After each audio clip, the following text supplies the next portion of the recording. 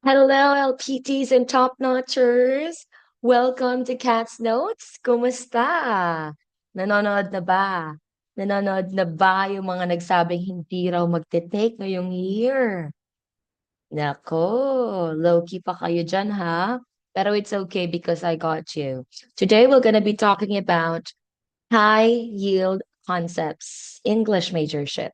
Kung may other topic or kung may other name itong topic natin ngayon, ito ay mga konsepto na hindi ako pinutulog. So, let's get started.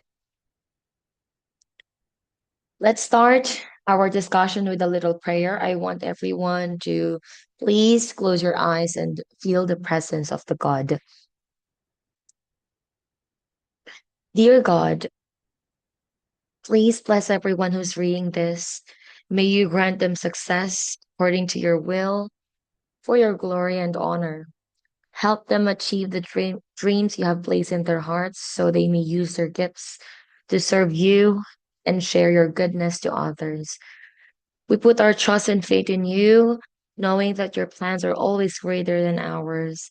Thank you for your endless love, guidance, and care to us. Amen. So, there, LPTs, let's get started. Now, before we answer this first question, let's have a game plan. It's very important to have a game plan dahil para tayong mga soldier na aatake sa isang gera. We have to plan. What are we gonna do? Okay, so what is our game plan for today? Let me just write it here. It is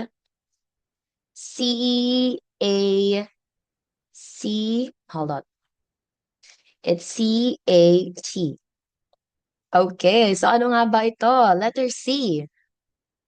First game plan is C for catch. Catch the clues, LPTs and top notchers. Remember that the clue is always in the stem. So we have to hanap, nasan nga ba yung clue na yon? So kapag may nakita ka na except, not, best, least, most, primarily, least, according to. Kapag may mga nakita kang magic words like that, LPTs, bilugan na po iyan. Bilugan ang mga clues na nasa stem. Next, letter A. Letter A for analyze. Analyze the choices. LPTs, remember, no matter how hard or easy the item is, dapat masanay tayo na nag-eliminate. Nag-eliminate because through that, make sure natin na ang ating sagot ay best at the only correct answer because some distractors, they are so good that they look like the correct answer. So analyze the choices. Is it too tempting? Is it too emotional? Is it the same with the other distractor? If it is, then X, X, X na yan. Alrighty? Okay, next one, LPTs, is letter T. Letter T is to think like the test maker. If you want to top the let, dapat you will put yourself to the shoe ng mga test maker and you always have to ask, why is it there? Is this option there to distract me? Is it too emotional? Oh, siguro nandito yon kasi it looks like the other option. Kapag ganun ka na mag-isip, kapag ganun ka na mag-isip, LPT, I'll guarantee you, malaki yung chance mo to be a top notcher. So there, that is our game plan. CAT. So that's it. Every time, let's go back to this game plan. So I think we are ready. I think we are. Oh, hey. Alrighty, let's have the first question. First question, LPTs, is this one. The number of people at the ceremony blank more than 500. Is it letter A, were? Letter B, was? Letter C, is? Or letter D, Are. So let's see if you know this concept already. I'll give you 5 seconds, LPTs. Three, two, one. So where is the keyword? Remember, where's the keyword? The keyword is always there. Saan nga ba siya?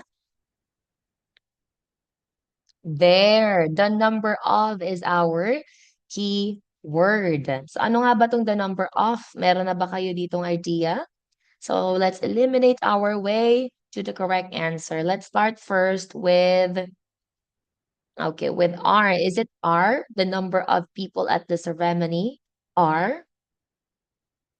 Puede. But this item specifically is in the past tense. So this is not the correct answer. Now, tingin nyo, ano ba to? Is it plural or singular? Okay, this is actually LPT's singular, past singular. So the correct answer here is letter B, was. Okay.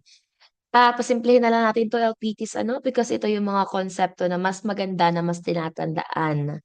So this is under subject-verb agreement, specifically collective expressions, meaning you should not take the individual words. For example, does it mean automatically mean singular? What about a number of? Does it mean singular na? So hindi. Itong the number of, ang meaning po niyan is total count, or sa Tagalog po, kabuuan. Ang a number of naman, what about this one? Ang ginamit, does it mean one? No. Dahil po sa Tagalog, ang meaning po nito is marami. Or ito substitute ng many or several. So, para mas madali nating maalala, nag-create po ako dito ng little mnemonics. This is apatapatis, apatapatis. So, mas madaling tandaan, di ba? A, the number of, plural. The number of, singular. Okay, let's now proceed to the next concept. Oh, sorry. Okay, pretendahin wala kayo nakita. Next. Okay. LPTs, lumabas po ito just this year. Lumabas tong time ko sa Prof Ed, and I think yung mga match taker lumabas ng majorship nila. So listen up, please. Pay attention. In what stage teams create rules and norms? Is it letter A, forming, B, storming, C, norming, or letter D, performing? And we have here letter E, adjourning. So may idea na po ba kayo dito sa konsepto na to? Okay, 5 seconds, teachers.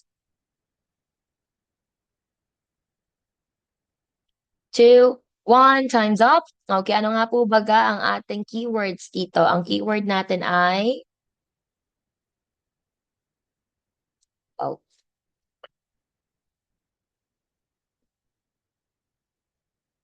okay, sorry about that.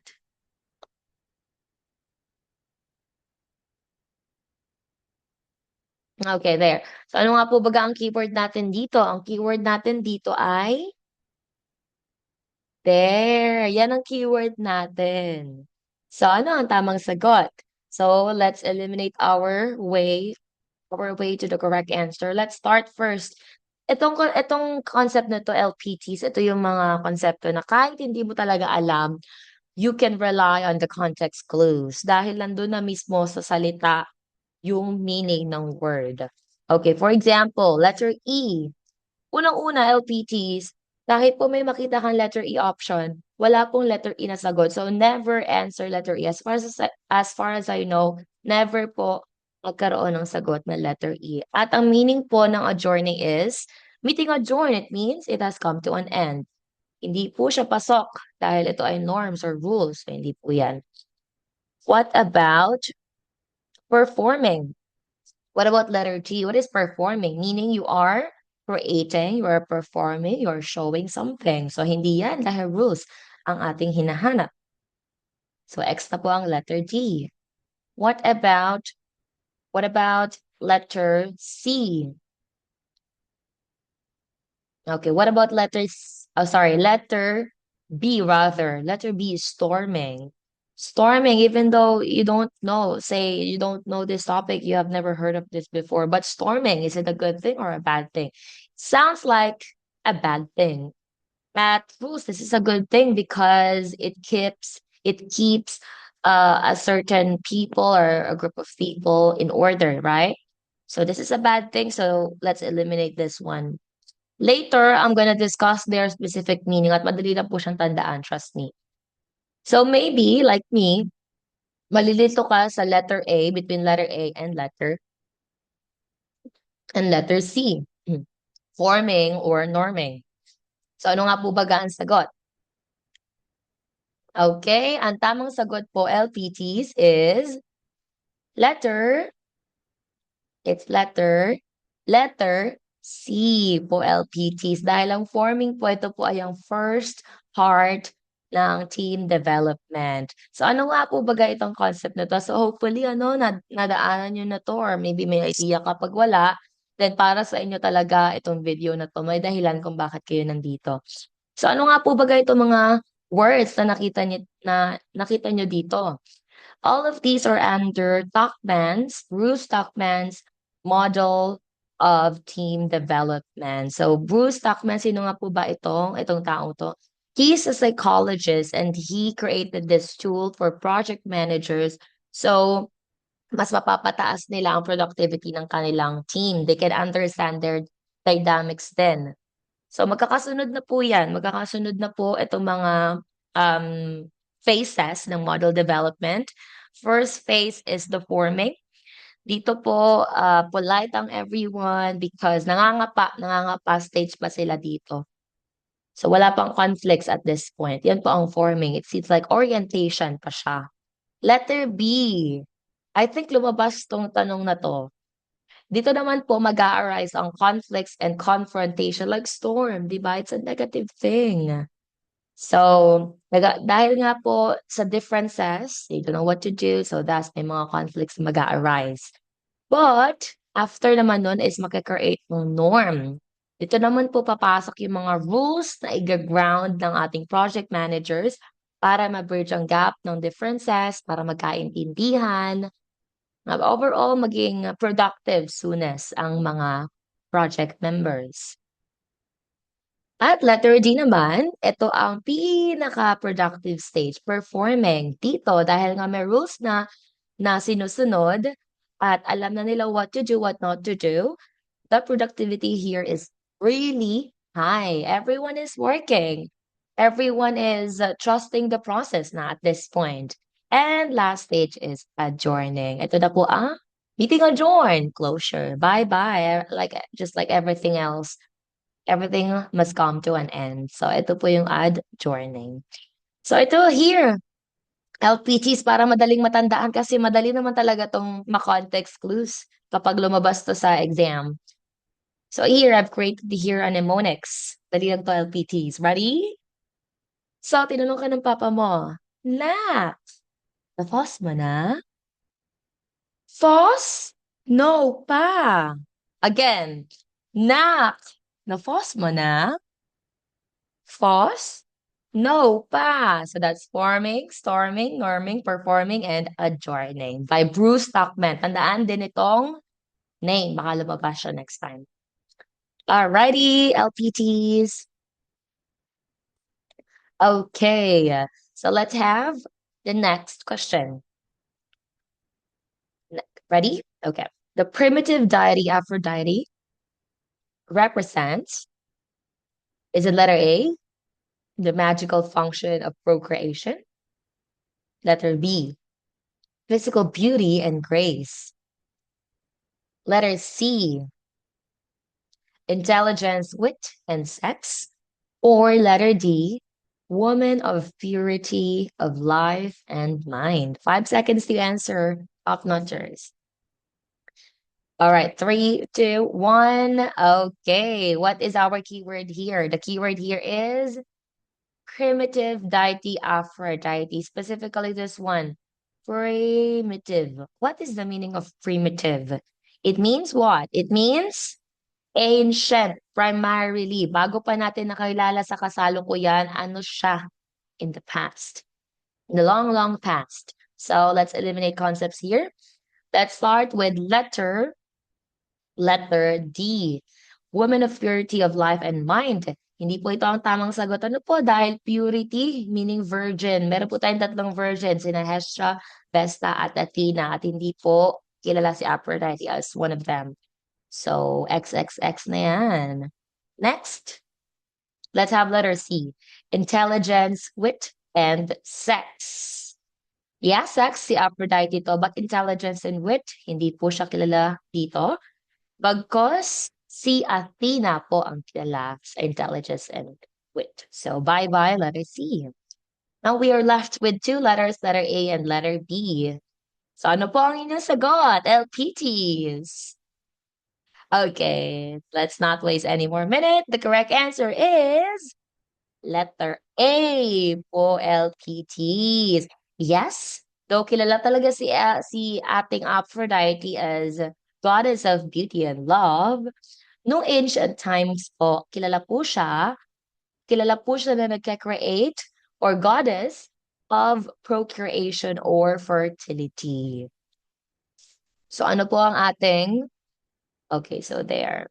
So ano po ang ating source? Mahalaga po ang source.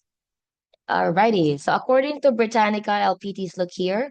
According to Britannica, yes, although Aphrodite is known as the goddess of love and beauty, she was known here primarily as the goddess of love and fertility.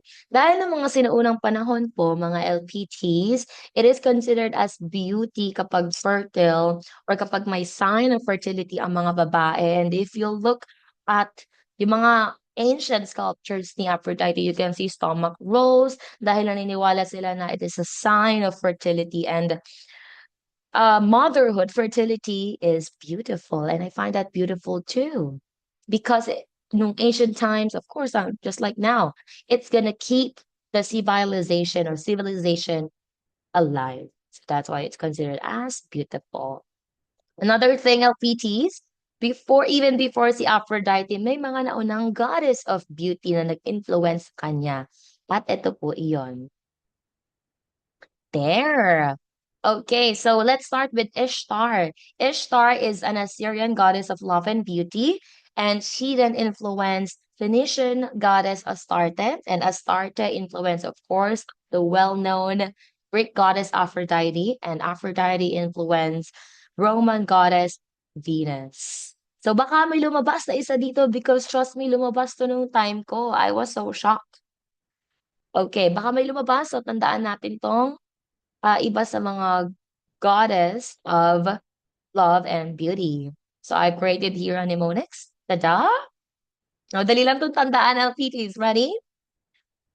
Okay, so it's like this. So since beauty naman ito pinag-uusapan natin, tayo ay magpa-cute. Ready? Okay, so it's like E, A, V.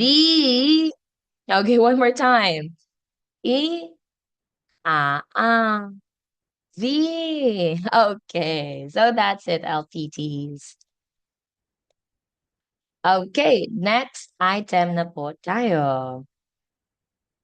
Next item. Ready, LPTs? Okay pa ba kayo dyan, LPTs? Give live. Give love and like naman dyan, LPTs.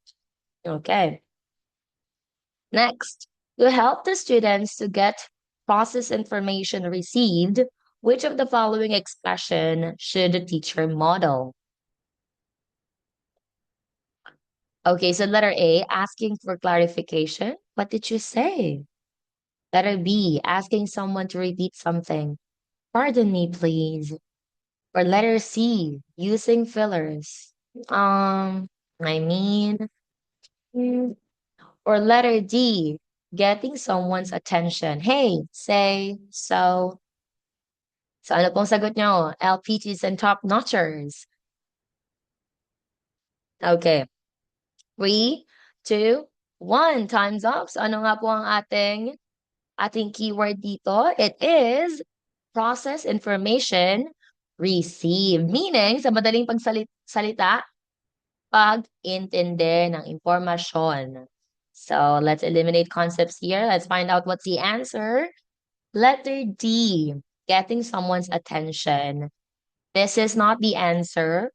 You are just preparing for the conversation at making sure na maiintindihan ka. So, it's not directly linked sa pag-iintindi ng impormasyon. Next, letter B, asking someone to repeat something. Pardon me, please. Again, this is not directly related din po dahil pinapaulat mo lang exactly kung ano yung na-miss mo. Okay, so let's eliminate this one. Now, maybe same po ng last or top two answers yung nangyari sa inyo.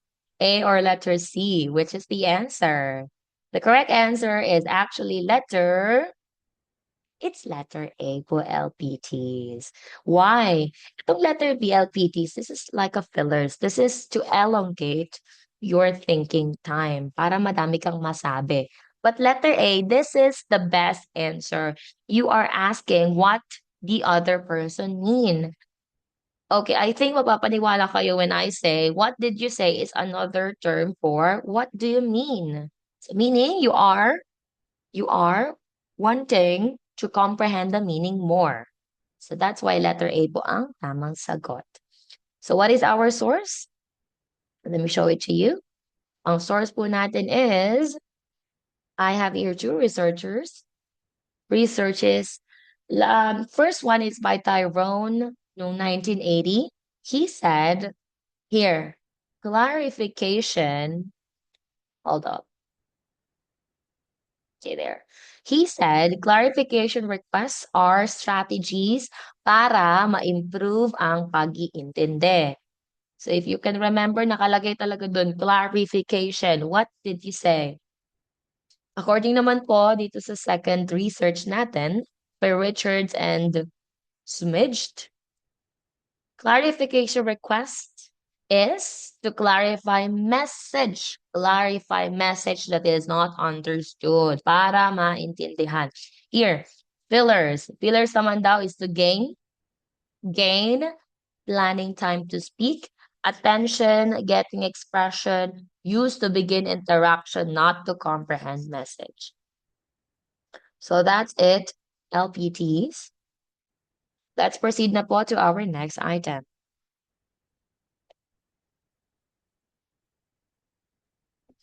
Next item. Which of the following is a work of Philippine literature? So at this point, pag madami ka ng baon na literature, madaling-madali or pamigay na ito sa inyo. So let's see if you masasagot ko talaga to, LPTs. So what's the answer? Is it letter A, things fall apart?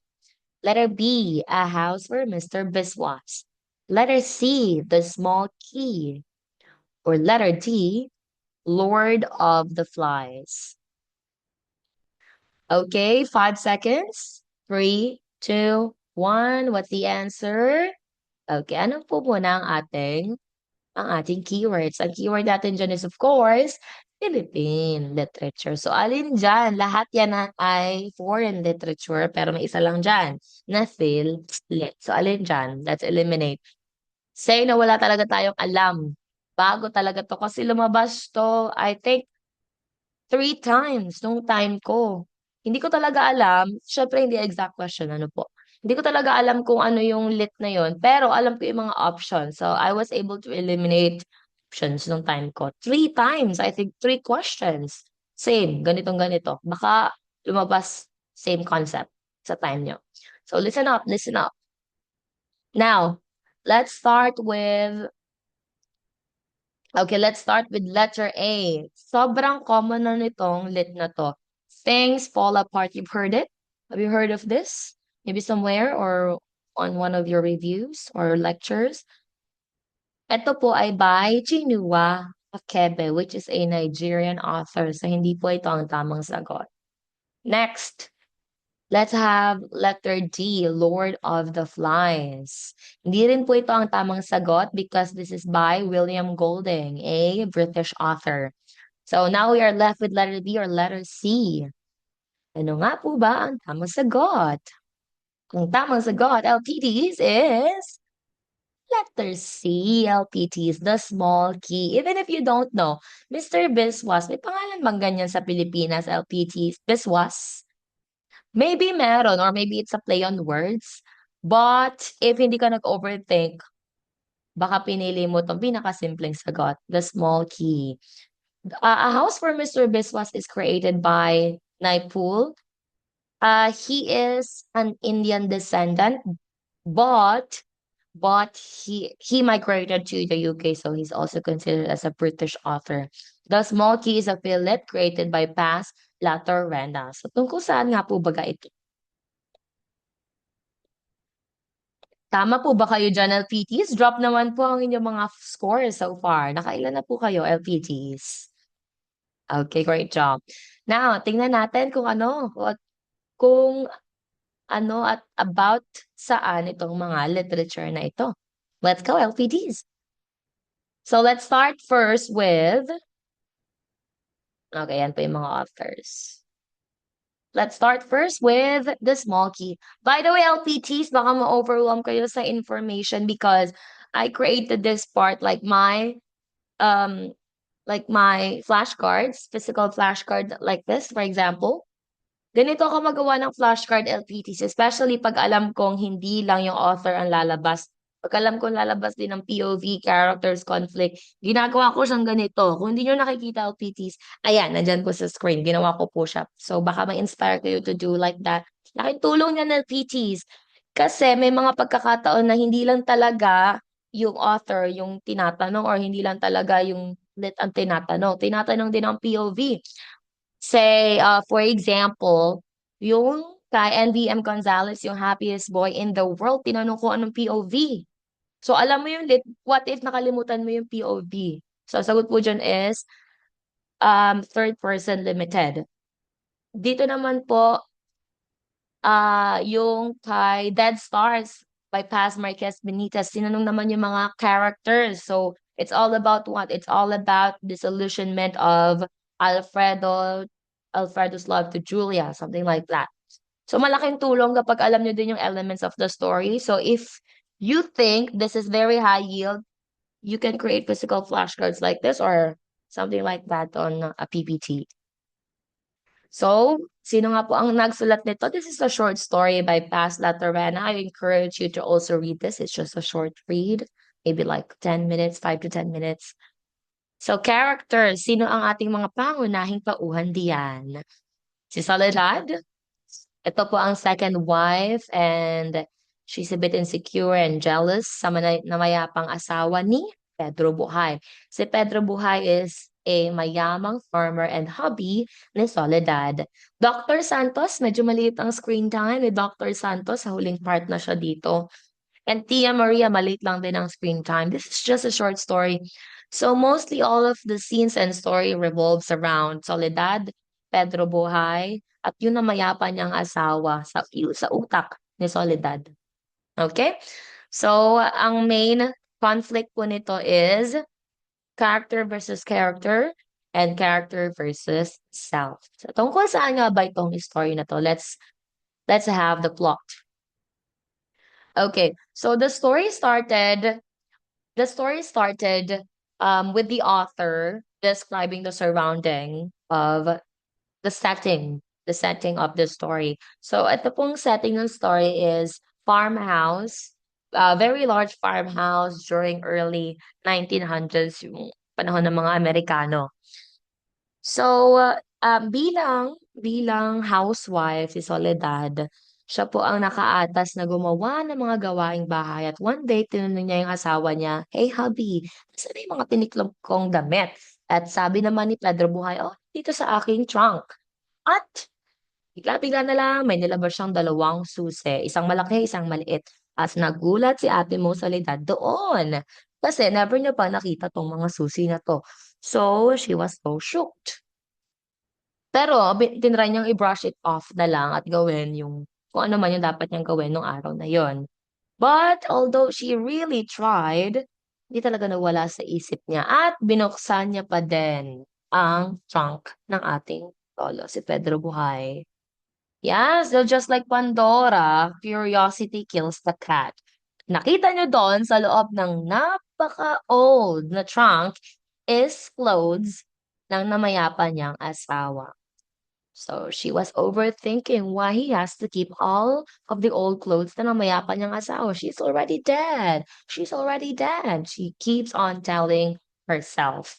She tried talaga to not do anything about it, to stop whatever bad things she's thinking. But dahil nga nalaman na niya, mahirap nang pigilan. So, ang ginawa niya, LPTs, sinunog niya yung mga damit. So, kinagabihan, pag-uwi ng kanyang hubby na si Indo, si Pedro Buhay, nagtaka siya kasi sakit na sakit itong kanyang asawa and he even tried to call a doctor pero it's gonna take them like a day for the doctor to arrive. So, nagtataka siya, kinabukasan nagtataka siya, bakit nagkasakit agad or bigla yung asawa ko? Parang nung nakaraan lang, napakalakas pa niya at masaya pa siya. Something like that. Pero, may na-realize siya kasi habang nagsisibak siya ng kahoy, may nakita siyang palipad-lipad na remnants ng mga ashes. At sinundan niya ito. First, in denial pa siya pero may nakita siyang mga remnants, makukulay na damit. Naisip na niya. Parang may hint na siya although he's still in denial. So, tumakbo siya sa kanyang trunk at inangat niya ang kanyang trunk. Nakita niya doon?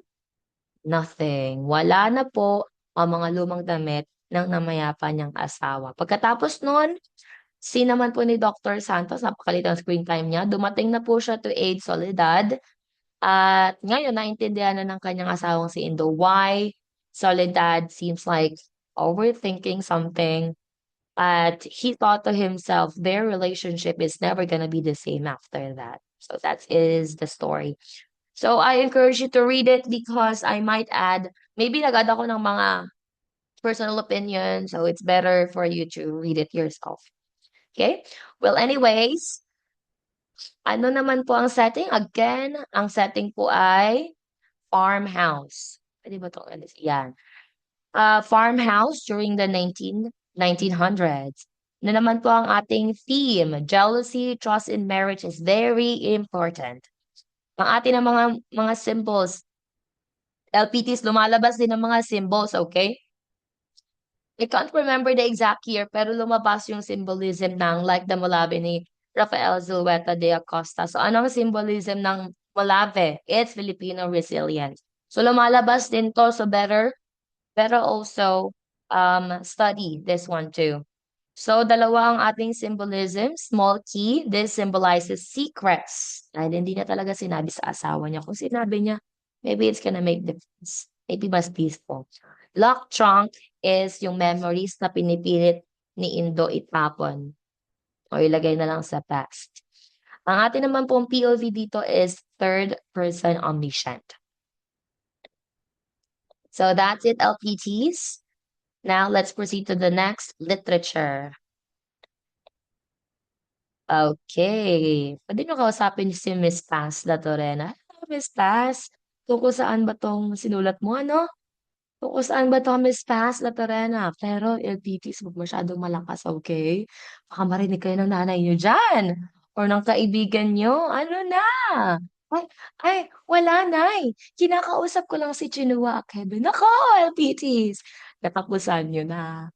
Huwag masyadong malakas, okay? Tsaka kausapin niyo lang sila pag mag-isa lang kayo. Make sure mag-isa lang kayo. Okay. Well, anyways, let's proceed now. Now, second naman po na literature for today is Things Fall Apart. This is a novel created by Chinua Achebe. So this is Mr. Chinua Achebe. Say hi to him para mas malaki ang retention. Hello, Mr. Chinua, you're so great. And by the way, he is also a Nobel Peace Prize in Literature awardee.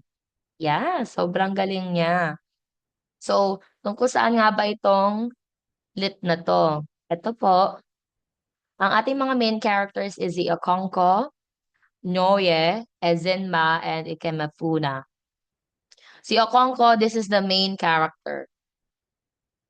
Ang ating naman po mga conflicts is versus character, character versus society, and character versus self. So tungkol saan nga po baga itong literature na to? This literature talks about the role of women in the society, colonization, and African tradition. So the story started with the author describing Okonkwo as the manliest man ever.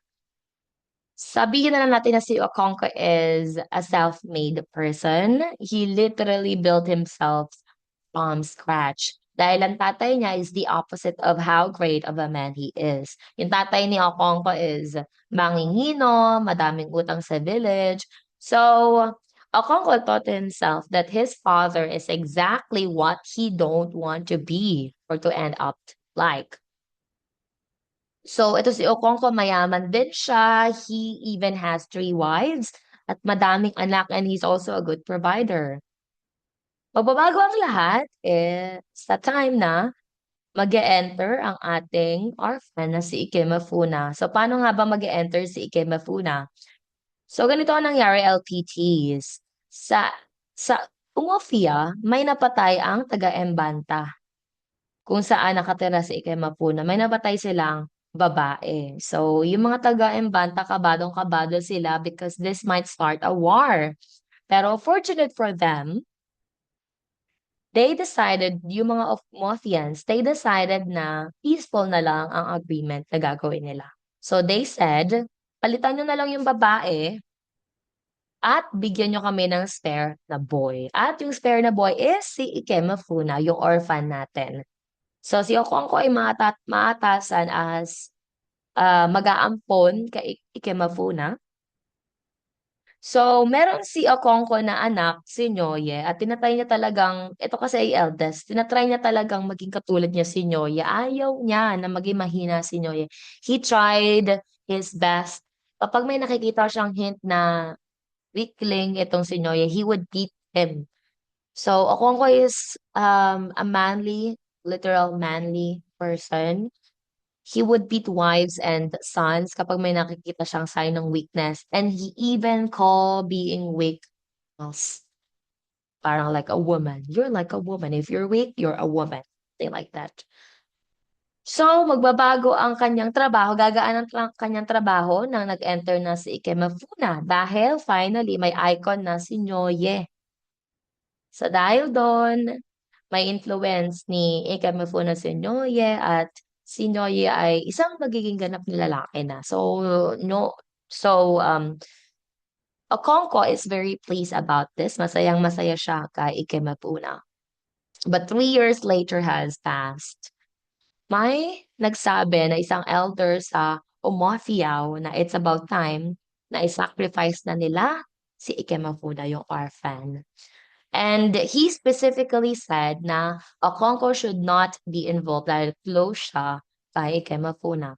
So they begin plotting what they are about to do to kill the poor boy Ikemefuna. So ganito ang ginawa nila. It's so sad and it's so messed up. Hear me out. So ganito ang ginawa nila. Si Okonkwo, sinabihan niya ang kanyang anak-anakan na si Ikemefuna na, hey anak, babalik ka na sa Embanta. So they begin their journey to Embanta at on their way, inambush sila ng mga taga-Umopiao at gulat na gulat si Ikemefuna. He even asked Okonkwo for help calling him his father. Father, help! Pero dahil nga si Okonkwo ayaw niya magmukhang mahina siya, he's the one who did the last blow. So technically, pinatay niya si Ikemefuna. And that's how Ikemefuna died. So after ni Iki's death, nagtataka si Okonkwo why he's a bit depressed at why alalang-alala siya. Of course, you know, yeah, he was so devastated kasi namatay pa naman yung kuya mo at yung icon mo sa buhay, 'di ba? So, I think this is the part wherein things are starting to really fall. Things are falling apart. One day, may nangyari na naman, yung isa sa mga favorite daughter ni Okonkwo, si Ezenma, nagkasakit siya ng malubha. Pero naging okay din naman due to herbs na binigay ni Okonkwo na kinuha ni Okonkwo somewhere. Pero may namatay na elders, ang prominent elders sa lugar or sa village nila at naatasan si Okonkwo to fire one of the guns as part of the tradition ng village na yon. So, nandun na si Okonkwo, dumating siya sa funeral ceremony ng isang prominent na elder, no? Pero hindi pala siya magaling magbaril. So, instead na mabaril niya is langit, ang nabaril niya ay tao. Specifically, anak nung namayapang elder. So everyone decided na Kongko should be exiled for 7 years. At sa mga panahong na to, talagang question na ni Okongko why he is so unlucky. Talagang falling apart. Nag-start na talaga ang pag-fall ng things part. So nag-try naman siya, although nag-try naman siya mag-thrive doon sa Embanta kung saan siya na-exile. But then he still keeps on parang deluding himself about what he's gonna do once his exile is over. So dito rin during his exile, napansin niya din na yung mga white men is trying to pursue the villagers, parang mag-convert sa Christianity religion. So he didn't really pay attention that much nung una. Kasi he thought na hindi tatanggapin ng tao yan. My tao, my people really love our tradition. They wouldn't. They wouldn't. They just wouldn't. Something like that. But he's wrong. Because yung anak niya mismo nag-convert into Christianity and he was so enraged. He even strangled yung kanyang anak out of rage. And fortunately, hindi naman niya napatay. So he was so enraged. Pero 7 years has passed and he can finally be free again. He can go back to his village, Mafia. Masayang-masaya siya at dinudulog niya yung sarili niya even na I'm gonna get my position back. Something like that. But, madidisappoint na naman siya dahil ang village na iniwan niya 7 years ago is ibang-iba na ngayon. It was being divided na. Yeah, may mga villagers na tinanggap on your religion, may mga villagers na nirerespeto pa din ang old traditions. So Okonkwo is not too pleased about this and he started he started thinking about what he's gonna do and he just need perfect timing. So one day, sineselebrate nitong tribe ang goddess of the earth. At itong mga white men, they don't really respect yung tradition ng mga Africans, mga Igbo. So what they did is they unmasked the goddess of the earth. At ang paniniwala ng mga Igbos doon is namatay na. Inatay nila ang goddess of the earth nila. So galit na galit sina Okonkwo and their men.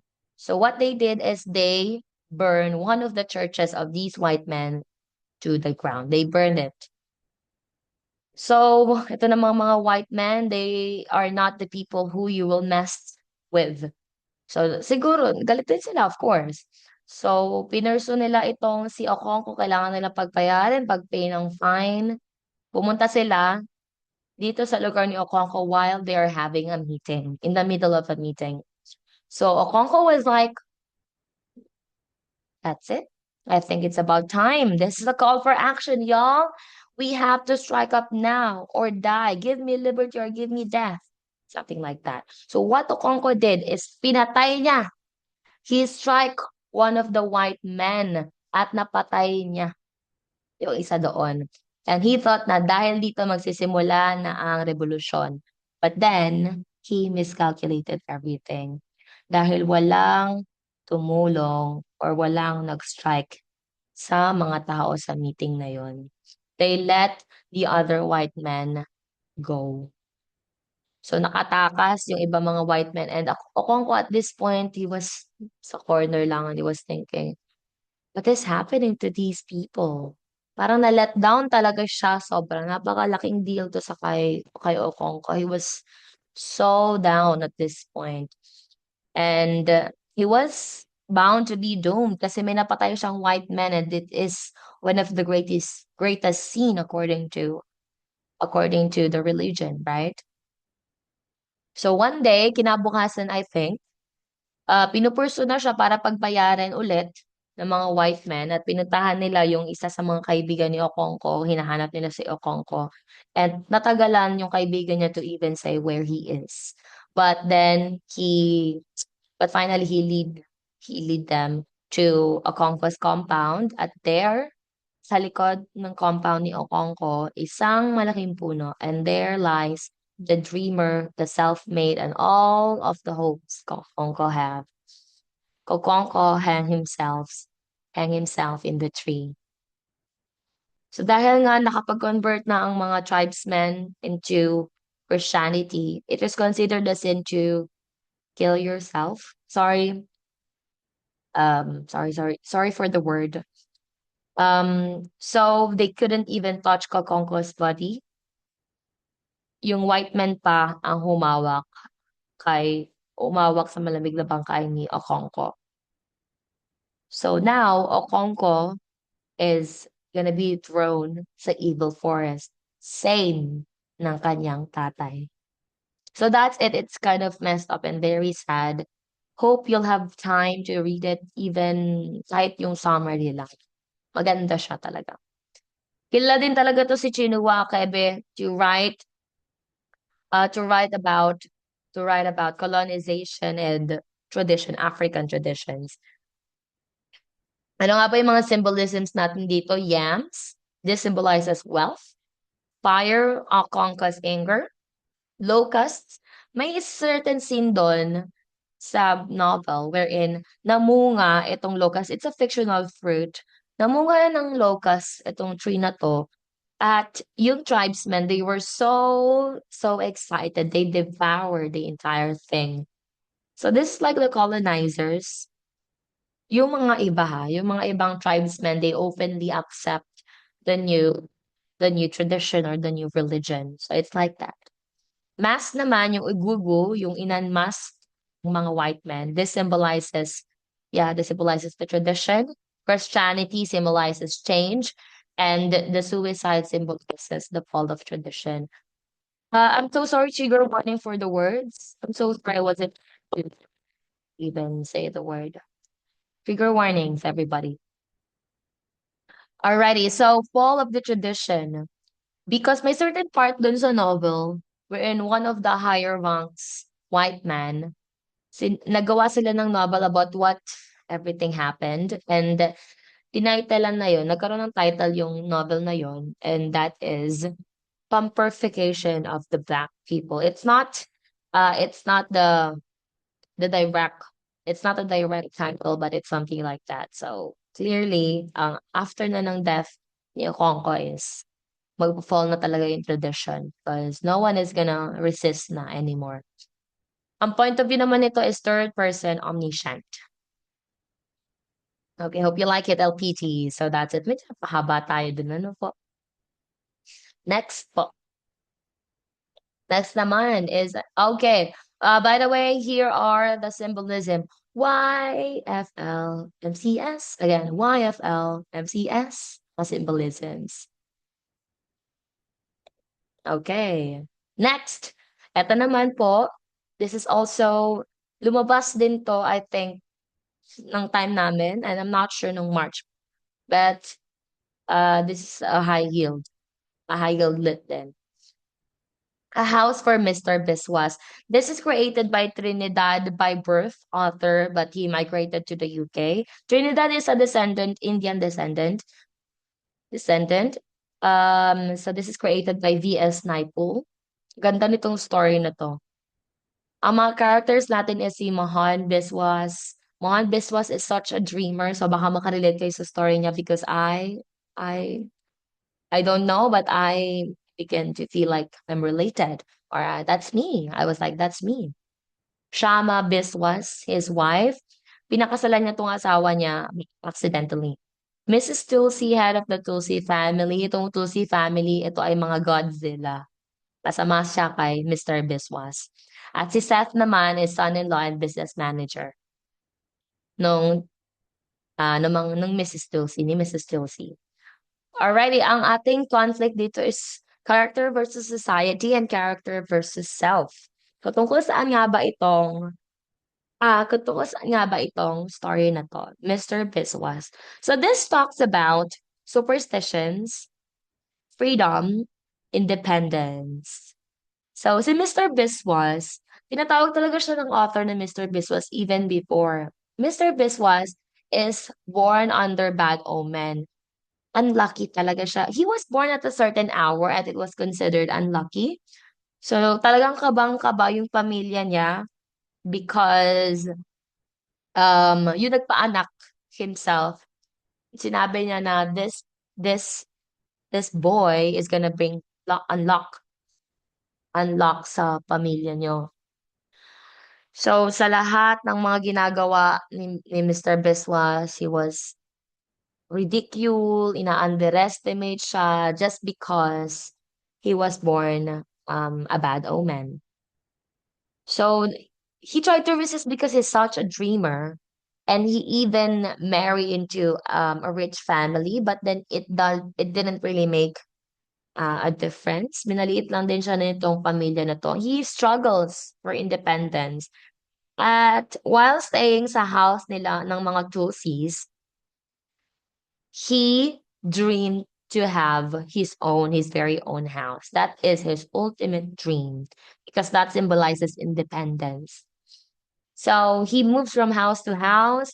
Then lagi may mga nangyayari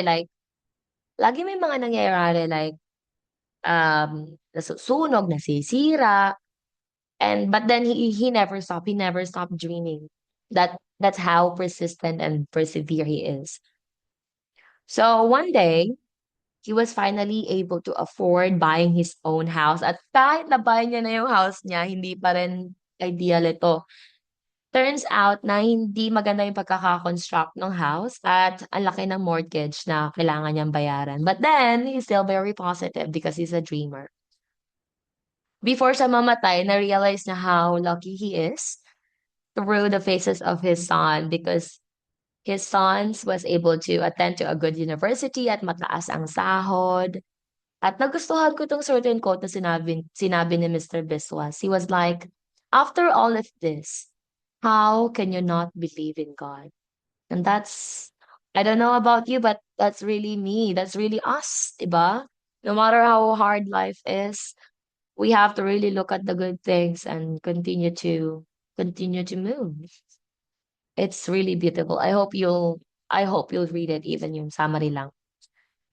Ang ating settings is Trinidad, early to mid 20th century. This talks about identity, freedom, independence, superstitions. So may dalawa po tayo ditong symbolism. The Tulsi's house symbolizes control and independence. The house that Mr. Biswas wants to have ever since is independence and identity. And at the end, it's still a happy ending because he was able to gain it. He was able to gain his independence. And this uses third person omniscient. Okay, so that's it. Let's move on na po. Next naman po is Lord of the Flies. Lord of the Flies is all about schoolboys. This is about, or this is created by William Golding from the UK. Okay, so tungkol saan nga ba ito? This mainly revolves around these schoolboys, Ralph, Jack, Mary, Jude, Piggy, Simon, Roger, Sam, Rick, the twins, Sam, and Eric. So this talks about conflicts, character versus man, and character versus self. So ano nga po ba nangyari dito sa story na to? So I'll try to summarize na lang as short as possible. So dahil nga nagkaroon ng fictional nuclear war, nag-crash yung plane ng mga schoolboys na to and they got stranded on an island. They don't have any adult to supervise them whatsoever, so they have to survive on their own. So they elected Ralph as their leader. Ralph is very responsible. He even devised like a plan on how to survive. Together with Piggy, they created Piggy is a very smart boy. He's wearing glasses like that. So they created the fire at may system sila yung conch. Alam niyo sa duck crudes, yung like shell na kapag hinipan niyo may tutunog. nakakapag-create ng sound. That is like a meeting call. At sinabi din nila na dapat they will keep the fire burning para ma-rescue sila, para makita yung usok may rescue sila someday. So the device, it started up pretty strong, but then entered the antagonist. It's Jack Married. So Jack Married, he doesn't really like following, and he even seek power. He is too occupied sa paghahunt ng mga pigs. They even severed a pig's head at naging symbol to ng kanilang parang grupo. Nahati talaga yung grupo. And that symbolizes the violent and primitive nature of man. Imagine bata pa sila. At tinake advantage din ito ni Jack Merido yung fear ng mga survivors sa beast. Naniniwala sila na may mga beast, na may isang beast na naglilinger sa shadows. So, pinangakuan nila na, hey, sumapi ka sa amin, I'll protect you and I'll give you resources or food. But then si Simon is such an insightful boy. He discovered the truth na itong sinasabi nilang beast is just a parachuter. I don't know how to say it, but it's a parachuter na namatay, na nakahang sa tree. So he confronted itong grupo nila Ralph, but then napagkamalan nga nila na beast itong si Simon, so they beat him to death. Piggy and Ralph confronted again. Piggy and Piggy and Ralph confronted Jack Merido, but nung kinonfront nila, um they purposely push a boulder at napatay si Piggy. At also nasira yung crush yung shell as a meeting as used for meeting call. So ngayon, hinahanta nila si Ralph as like an animal. They even they even created fire to flush out Ralph. So dahil nga sa malaking apoy na yun, naka-attract siya ng naval officer at na-rescue sila finally. Pero, nung tinignan sila ng naval officer, he was in utter disbelief dahil sobra silang savage, violent, and primitive at nare-realize din ng mga boys to. So anong theme natin ngayon? Without rules and order, people can become violent and primitive no matter who you are, no matter what your age is. Number 6, yung mga symbolisms naman natin. Lord of the Flies, yung pig's head. This symbolizes the evil nature of human. The crunch, yung shell na ginagamit nila as a meeting call. This symbolizes order and democracy. And also this uses third person omniscient. So those are some of the lits. You can also check out some high yield lits like sa Pilipinas, sina NBM Gonzalez, Happiest Boy in the World, like Damulabe ni Rafael Zulueta de Acosta, Bonsai, ni Edith Tiempo, Paz Marquez Benitez, Dead Stars, um, ano pa ba? Lydia, uh, ano pa ba? Carlos P. Romulo, I Am a Filipino, um, Bernardo Carpio, compiled ni Severino Reyes, si Nick Joaquin.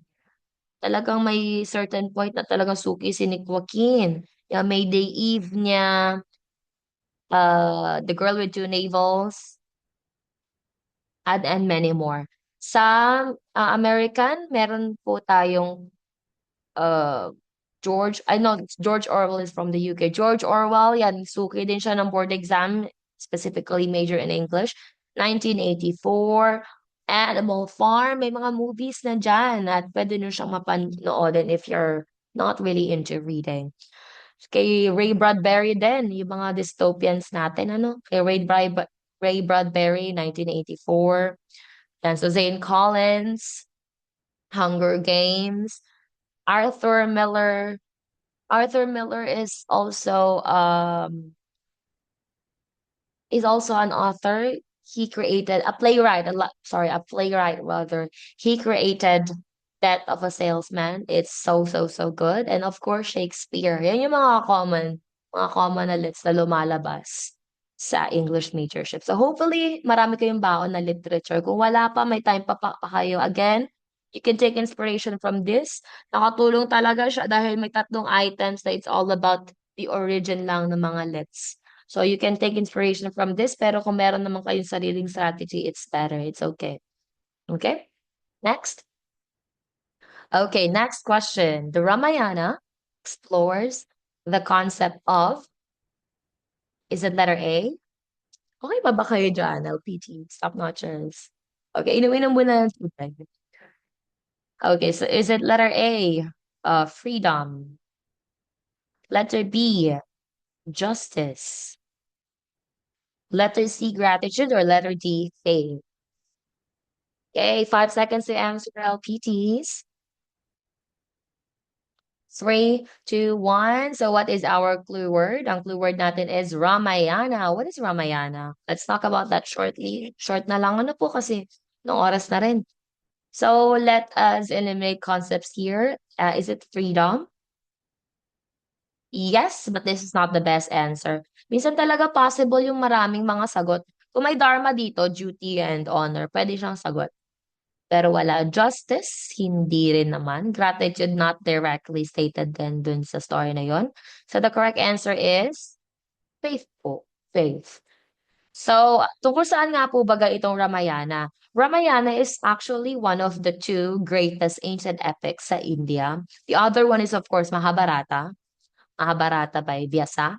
Ramayana is by Valmiki. I'll teach you some strategies on how to remember them. Okay. Later. So Ramayana is all about Prince Rama and his wife Sita. So Prince Rama, he was supposed to be the heir to the throne.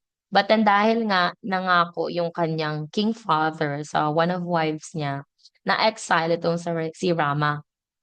So Sita and his loyal brother Lakshmana chose to join him. At during their exile, si Ravana yung demon god na narinig niya how beautiful Sita, Rama's wife is. So inabduct niya ito. So itong si Rama nanghingi siya ng tulong kay Hanuman and kay Monkey King Sugriva para mag-create ng army and para ma-rescue si Sita.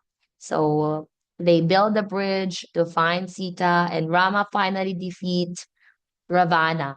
And Rama then Rama then returns to his homeland and becomes a king. So that's it. It's so, so good. Okay. Tandaan po natin ito, kung hindi lalabas sa majorship, believe me, lumabas to, Ramayana, lumabas sa English majorship because usually yung Mahabharata lumalabas din sa Gen Ed. Pero maigi ng madami tayong baon, so let's go. Tandaan na ang Mahabharata is by, mahaba siya, so dapat biyasa ka, by Vyasa. Bhagavad Gita, Gita, it's just a part, like Hita. So it's part of Mahabharata, it's still Vyasa. Ramayana, Maya, lumilipad. So, ang author niya is lumilipad, Valmiki or Paniki, Valmiki. Gitanjali naman, G, Rabindranath Tagore. Okay.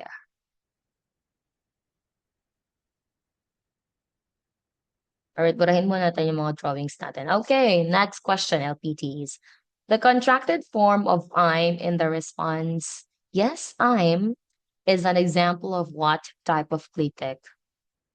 Tayo ba ay familiar na sa topic na to, clitics?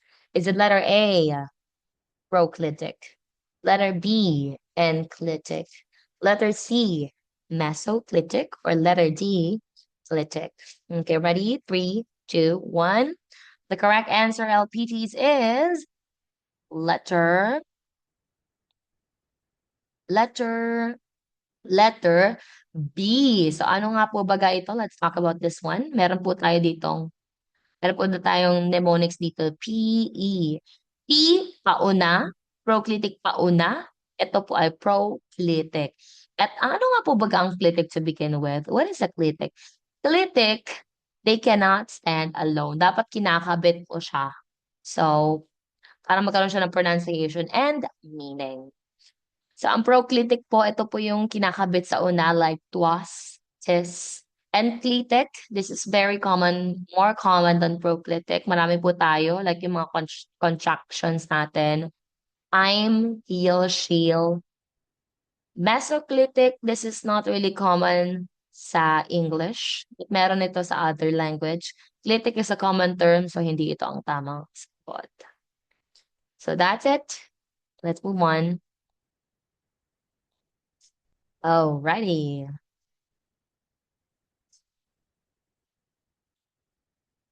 Okay, next question, LPTs.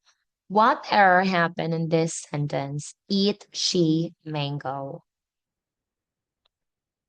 Eat she mango. Is it letter A, linear dislocation? Letter B, nominalization? Letter C, syntagmatic dislocation? Or letter D, extra possession? What is your answer? The correct answer is, it's letter. Ano nga po ba ang ating keyword? Keyword is itchy mango. There. Ang correct answer natin is letter A. Hindi po ito ang tamang sagot. So, pag-usapan natin itong mga options na to. Ano po muna ang linear dislocation? Ang linear dislocation po, tinranslate mo lang kahit barok. Tinranslate mo lang kahit barok yung sentence. Itchy mango. Ang direct translation nito ay siya kumain mangga. So, grammatically incorrect siya, but then, gusto mo talagang directly translated siya. Para siyang Google Translate, ganun. Nominalization naman, nominalization, from the word itself, nominalization, verb ginawa mong noun. For example, nagsalo-salo sila sa kapag kainan. The feast was shared on the dining table. Nagsalo-salo, ginawa mong the feast. Verb, ginawa mong noun. Next naman po is syntagmatic dislocation. Syntagmatic dislocation, yung mga words na dapat should be together, pero hiwalay mo sila for emphasis. Like, for example, Grace, she did a good job. Imbes na Grace did a good job, ginawa mong ganyan. And this is good. This is not totally bad. This is for emphasis. Next, extra position. You are moving away the heavy part sa last part, and you are using it. Okay, for example, it was it was me passing the let that made me feel like I have conquered the world. So there, yung pinaka-importanting part nasa dulo at gumamit ka na it. Okay, LPTs, let's proceed now. Alrighty, next. Which theme is most commonly associated with dystopian literature? Ano nga ba itong dystopian literature? Is it letter A, romantic love and marriage? Okay. Letter B, authoritarian control and the abuse of power. Letter C, comic adventures and humor. Or letter D, mythological heroes and quests. 5 seconds to answer, LPTs. Five. Okay, so let us eliminate some concepts here. Mythological heroes and quests. This is folklore. Okay, so this is not the correct answer. Comic and adventures, also not comic. Dystopian po tayo, not like drawings or comics. Romantic love and marriage. This is romance. Kilalang kilala dito sino? Si Jane Austen. So hindi po. Oh, may napalaki. Ang correct answer po dito ay, ano pong sagot? Sagot nyo dyan. It is letter B, authoritarian, specifically about government. Ang mga common nating dystopian leads dyan, George Orwell, una na yan. Yung Animal Farm niya, 1984, Against the Ray Bradbury, yung Fahrenheit 451, it's so, so good. Suzanne Collins, Hunger Games. Okay. At alam ko may mga movies na yan, so you better check them out. Okay? Mm-hmm. That's it. Let's now move on. Next question na po tayo. Next question. Which place of articulation is associated with the fricatives? Is it letter A, alveolar, letter B, velar, letter C, labiodental, or letter D, glottal? What is your answer po? What is the keyword? LPTs, what's the keyword? It is what? Fricatives po ang ating keyword. So ano nga ba tong fricative nito? This is a manner of articulation. So this is manner of articulation. Ano ang counterpart na sa place of articulation? So ano nga ba ito? Sagutan muna natin. This is actually it's letter C, labio dental. So let us talk about this one. So meron po akong kinreate na mnemonics dito. Sa manner of articulation, meron tayong A, P, F, and L. So it's like this. Aso, pusa, fish, nila. Again, aso, pusa, fish, nila. A for affricatives. Ano po yung mga affricatives? Ito yung mga pinag-combination, mga pinagsama like ja, cha. Yung letter P naman po is plosives, mga explosives. May buga ng hangin like ba, ba, ta, ga, ga, da. Alrighty. Yung letter F naman po is fricatives. It's like this. Para siyang snake sounds. Like, hmm. Alrighty. Next naman is nasal. Nasal yung mga gumagamit ka ng ilong dito. No. No. Okay. Liquids and glides. Yun yung ginaglide mo ang inyong alangala. L, R. Okay, so that's it. So yan na, alam na natin ng fricatives. Maglagay tayo ng example dito, LPTs. Mas madali kapag nagbibigay ka ng specific example. Let's have F. So, tingnan natin kung saan, kung anong counterpart ng fricatives sa place of articulation. I have here a mnemonic, blog, VIP. B for bilabial, two lips. So, ano po yung mga letters natin? E, B, M. Actually, sinaulo ko yung mga letters na yan para walang makatakas. So, P, B, M, letter B, P, B, M. Okay, next, labiodental, labi at teeth. So, ano yan? F,